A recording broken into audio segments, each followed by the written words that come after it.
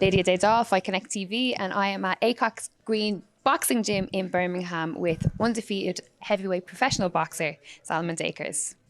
Well, I just have to doing a pretty intensive session here. We were filming this morning. How you feeling?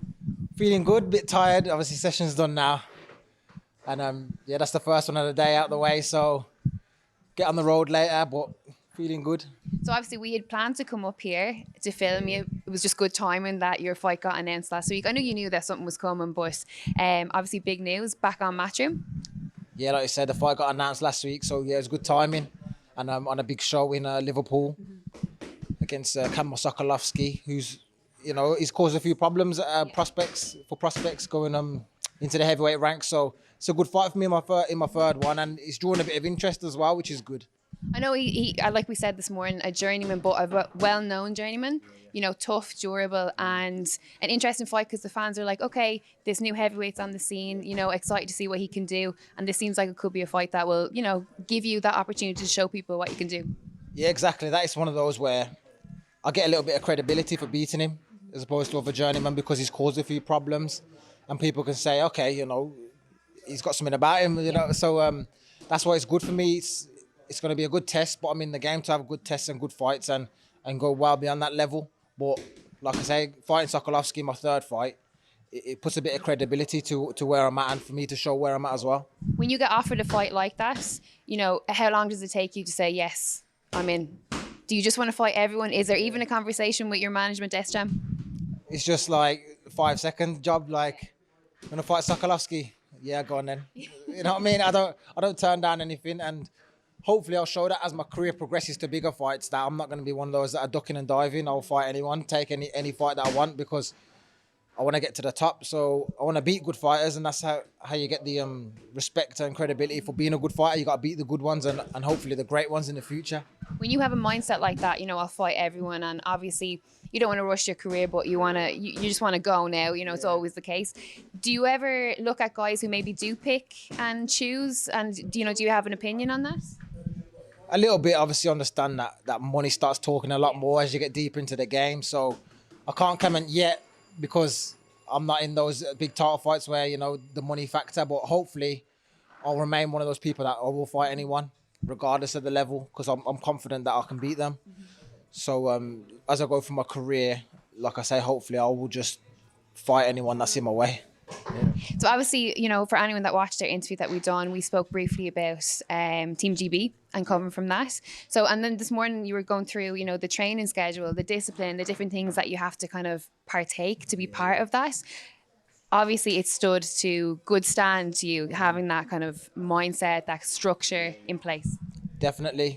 Coming off the Team GB squad, you got that regimented structure every day. You're up at 6:45, you're on the scales. Even a bit like the army. Yeah, a bit like the army. Yeah, it literally is. It's a proper regiment, and it gives you that discipline. You know, you're on the scales. Even though I was a super heavyweight, I was still on the scales the same as everyone else that had to make weight. On the track at 7:30 in the morning.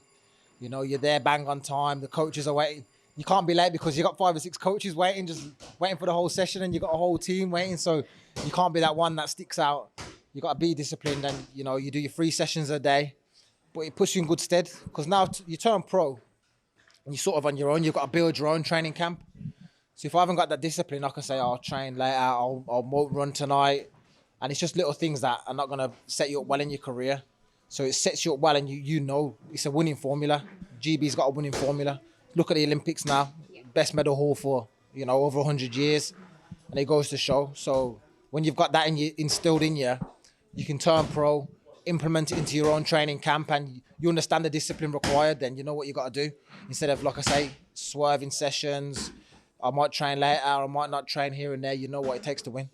So obviously with the Olympics, I know that, you know, you made the choice to go professional. You're obviously very happy about that. But was there a little moment when you're watching the Olympics and obviously seen Gamal and obviously Ben as well, Ben Whitaker, that had done so well over there, and obviously all the girls as well, little moment that you were like, I wish I had maybe stuck at it and gotten the opportunity to go to the Olympics this year? A bit, yeah. Obviously, I've seen, you know, my good friends that I've been training with for years, you know, doing exceptional. Silver medal for Ben, gold for Galau from Birmingham. And obviously, I would have liked a piece of that as well. You know, I think that if I went to the Olympics, I would have definitely got a medal myself. But it's one of those. It was out of my control. You know, Fraser Clark went there, got a bronze medal. Oh, Fraser's my guy who kill me for forgetting him. Yeah. Obviously, he was on the squad for 12 years, so it was his time. You know, they sent him there, so he had the qualifying chance. He went there, and he's got a bronze. So it wasn't in my control really whether to go. So that's why I turned pro. But if I had the chance to go, I definitely would have got a medal, I believe. But, you know, I just have to get there the hard way in the pro ranks, and, you know, we'll all meet at the top anyway. Have you been surprised by the reception that you've gotten in terms of the fans? You know, boxing fans are kind of split a little bit. Once you get to Matchroom and you get to those bigger promotions, there's kind of a new wave of fan. The guys that, you know, will sit down, maybe a more casual fan, but it's where the sort of popularity is almost.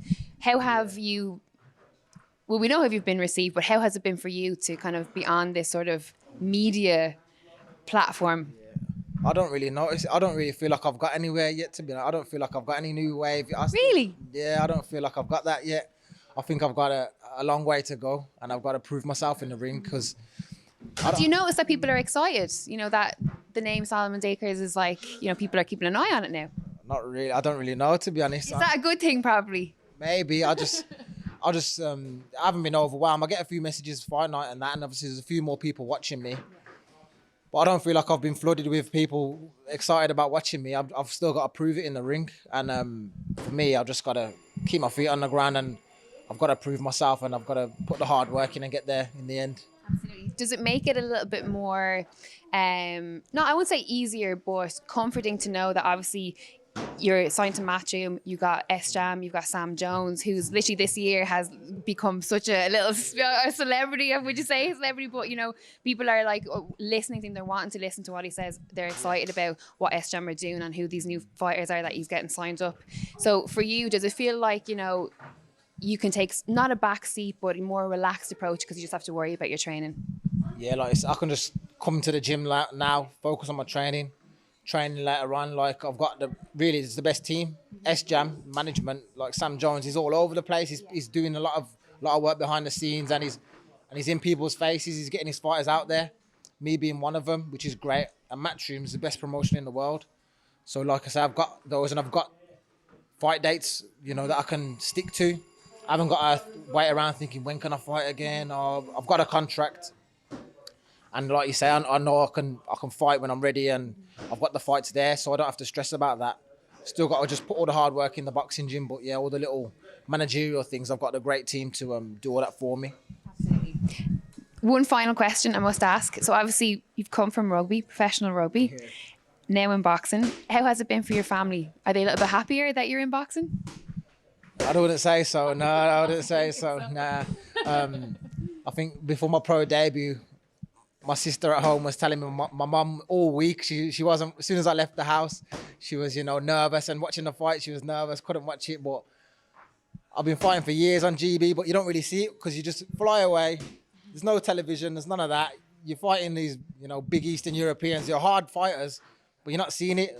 I think it was a bit different for my family now. I'm on TV, you know, they can watch it a bit more, but I just said to my mum, you got to be cut out for this game, you know. You got to. Does she watch your fights? Yeah, she watched it. So, you know, you got to just watch it, and hopefully all my training will pay off, and I do the business in there. So that's the fight game at the end of the day. Stuff. Well, listen, October, Sokolowski, massive cards. I was Liam Smith and Anthony Fowler. What can fans look forward to seeing from Solomon Dacres? Just my boxing level that I've got, you know, against someone like Sokolowski, my boxing skills should be prominent in there. I'm, you know, well-seasoned amateur, world-class amateur.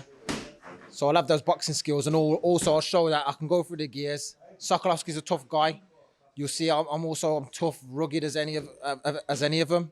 And I'm going to be going in there to, you know, put on a fight and do what it takes to win. Well, we look forward to it, and I hope we'll be there. Finally going to get to a Matchroom show, so it'll be good to get one of those post-fight interviews done. Definitely. Thank you so much for letting us come to your gym today. I really appreciate it. It was really good, and I must say thank you for sporting the t-shirt, you know, Fight Connect TV. I did not pay him to do this today. Yes, it's coming. But really appreciate it. Thank you very much. Thanks for coming down, and obviously got some great footage that we'll be seeing as well at the training and stuff like that. So it's great to have you down here. Thank you very much. Thank you. Solomon Dacres for Fight Connect TV.